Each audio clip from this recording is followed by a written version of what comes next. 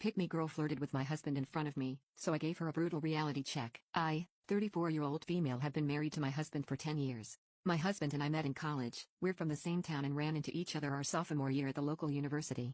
It was great, only about 1% of the time. This girl, Tabitha, went to my school.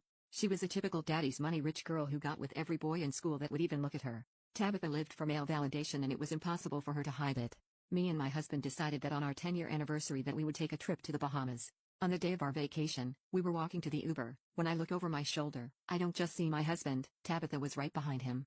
My husband brought the same girl who made my entire high school experience a living nightmare. She hasn't changed a bit, and here she was in all her glory going on about herself as usual. As soon as we got to the airport, she kept repeating over and over about how much she likes hanging out with guys more than girls, and she wished that we brought 10 other guys with us. She said that she hates makeup and fashion, and loves sports. She told my husband that she wasn't like any other girls and was super unique and special. I was cringing from the second-hand embarrassment. After we arrived at our villas, we changed and decided to meet up for dinner. She was being her usual self, but one night she took it too far. She began flirting with my husband right in front of me. She wanted to compare hand sizes, and was commenting about how tall my husband was, and how tiny she was compared to him. She even said that she wishes that I was kicked out of the trip so it was just her and my husband.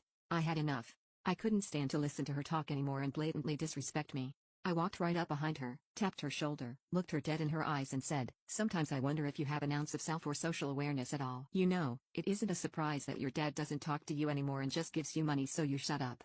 It isn't a surprise that your ex-husband divorced you after a month, or when your ex-boyfriend burned your car down, or the ex before that moved back to Italy after moving in with you for a month. Tabitha, you have a real issue.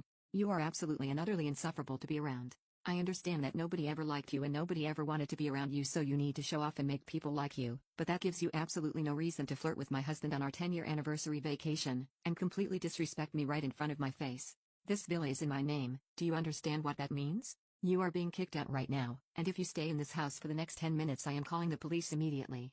Tabitha left in tears.